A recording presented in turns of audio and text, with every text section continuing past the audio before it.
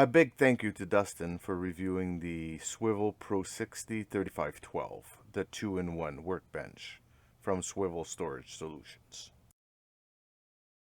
Hi, my name is Dustin, and today I'm going to give you a walk around of a workbench that I recently purchased.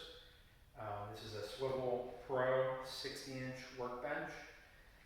So a little bit about me. I'm a hobbyist. I'm an engineer by trade. I work in an industrial environment, and I work around a lot of quality workbenches and toolboxes. So as a hobby, I got into buying, selling, restoring, flipping, and collecting workbenches. I purchased this one for a specific reason. I really like the way the legs and the design would support putting a piece of machinery on top. So I did at one point in my life have a 3-in-1 lathe mill drill, and I wanted something that would support another one when I purchased another one. So I'll give you a walk around and then a short comparison. All right, so like I mentioned, this is the Swivel Pro 60 model. There's two 60-inch models. One is the Pro and one is the Max. The Pro has a feature where you can lock the legs down with the foot pedal device in order to secure the workbench a little better than just a locking caster. The Pro also has a welded on top. And it's approximately 60 inches long. I think it was 24 inches deep. Those dimensions are available on the website. So what I really like about it, it's got a unique design. In the design, the swivels, they swivel out.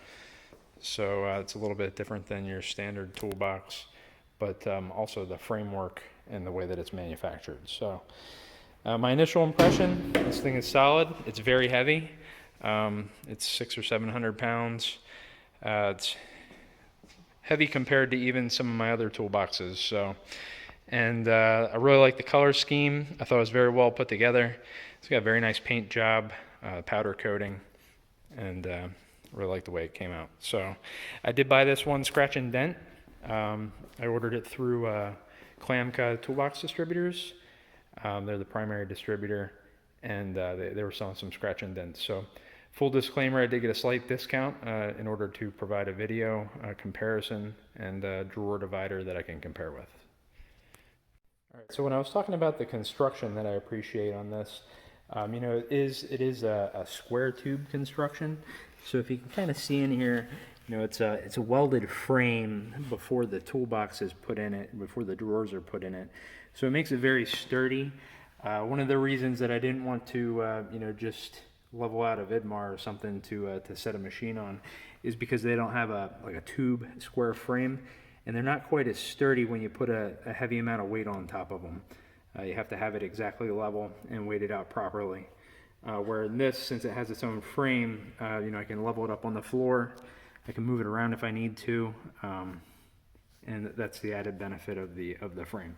So you can kind of see, they have some videos where they show how this is constructed, but I didn't think that those videos necessarily show me what I was looking for. But if you kind of see how heavy this is, it's made of a square tube, and it's welded, very heavy duty. Definitely worked a little bit better than the other toolbox that I had a machine sitting on before. So hopefully you can see in there how this is put together. All right, so like I discussed, this does have the swivel mechanism, and what I appreciate about this is that it's low maintenance. You have a Zerk fitting. You just grease it at some periodicity. There's no rollers or bearings to maintain, and it's extremely smooth. It's hard to demonstrate that in a video, but extremely smooth, and it's got a magnetic catch. So a little bit extra force initially. They won't coast open if you're moving around, and once it's open, it's very smooth, even when you put a little bit of weight in it. So obviously haven't used it yet, but very impressed with the mechanism up front. So, and then like I said, they did provide me with a set of drawer dividers to review. So the drawer dividers come in a handful of parts. You have to assemble it in the drawer. And that would be if you were organizing nuts and bolts. Swivel does make different storage solutions other than just a workbench. Now, one of the things that I noticed, when this was listed on the forum that I frequent, is there's a lot of criticism about the drawer design and potential lost space. Space that could be used for storing nuts and bolts or tools or whatever. But I did want to provide a little visual comparison. Since these drawers are approximately the same width, the depth is relative to the depth of the toolbox. So you see this extra depth that's relative to the depth of the toolbox. But the drawer is the same width, and you can kind of see there's really not that much wasted space. Just a little bit here, where the squared off design would be a little bit more efficient in regards to space. But to me, I don't think that that's a deal breaker. I really appreciate the mechanism and the way that it operates. So I just wanted to provide a little visual for people who are in consideration of that. All right, so the leg mechanism is a little bit harder to demonstrate on video, but you can see that there's a pedal that you would step on to raise it or lower it, and it doesn't raise up say high enough to get through a door threshold. So I actually have these legs screwed up right now because I had to screw them up so that we could ramp it through the doorway. It's just a little bit too heavy to lift. So you would get it in place, level it out, set your legs, and then flip it down. So kind of hard to demonstrate, but you have about I don't know, maybe a 1/4 inch of movement, maybe a 1/2 inch, just enough to take the weight off of the wheels, so that if you did have a piece of machinery, and then when it's down and the legs are threaded down, it's extremely sturdy. There's no rocking, no rolling. Exactly what I was looking for. Just got to be aware that you're not going to get over any thresholds. It's not like a toolbox on wheels that sits up high. You can obviously thread the legs up if you need to get through somewhere, but normal movement, you have a little bit of clearance from the ground. Now, if we talk in comparison, I had referenced Stanley Vidmar cabinets that I have. I love Stanley Vidmar cabinets, but you can see that the way the frame is constructed is a little bit differently. This works good for a tool cabinet, but see, it's not a boxed out. It's a pressed, welded.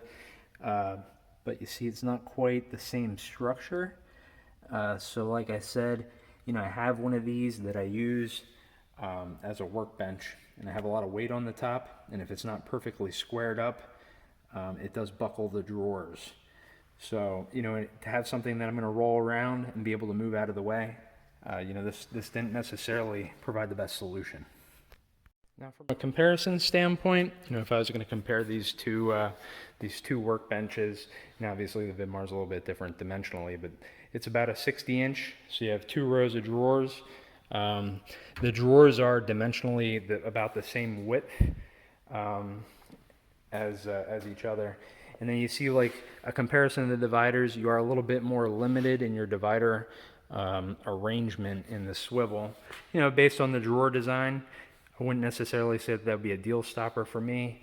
But if you look at the Vidmar, since it's a square drawer, you can arrange the divider this way.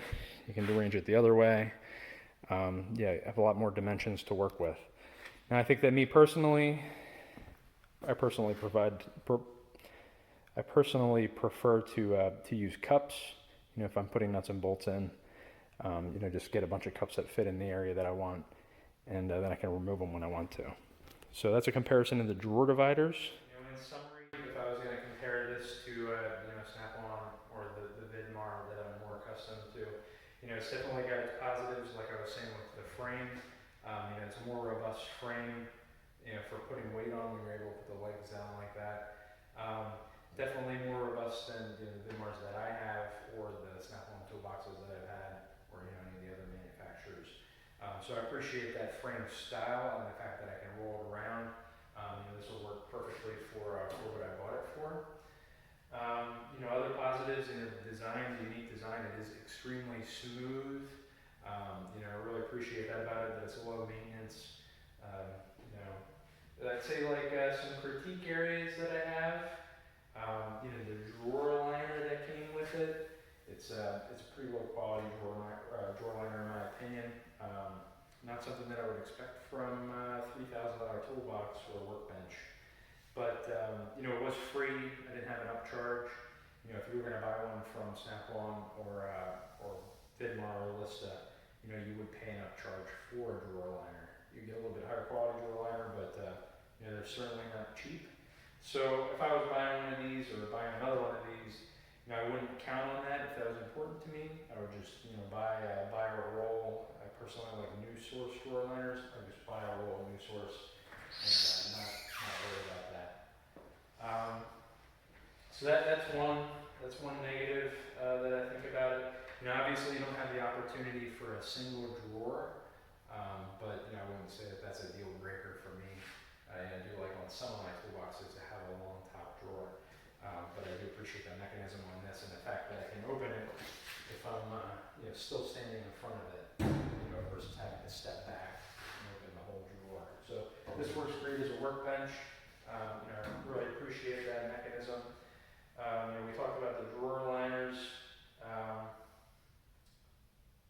And I would say that's probably the only deltas that I came up with. Now the weight is definitely an issue with moving around in some cases. You know, some other toolboxes you can disassemble. You know, like the Vidmar, you can pull the drawers out. It makes it possible to move it around a little bit more easily. But you know, the solid construction of this, you can't remove the drawers. So you know, I'm not 100% sure how I'm going to get this into my basement yet. It's going to be a little bit more difficult, but in regards to getting to the shop, you know, I didn't have an issue with that. Now, like I said, this was a scratch and dent model.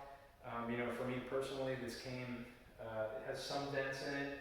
I'm not disappointed with it. You know, a lesson that I did learn, I was expecting it dented, and it was snowing the day that I received it, so I didn't do a thorough inspection. I should have requested pre-shipment pictures, because it did look like it damaged a little bit in shipping. So I recommend if you purchase one and you're having it delivered to a residential address that you request the pictures of it when it's shipped out. And then you can compare that when it's delivered, especially if you're ordering a scratch and dent, you know, so that you know that it was in the condition that they shipped it and that there was no shipper damage. But you know, I would say that the guys at Clamca, they really made right on it. The key was missing when it came, and the dividers, because it got a little damaged in shipping. And those guys, they made it right. They've been great for customer service, and I really love this workbench so far. I'm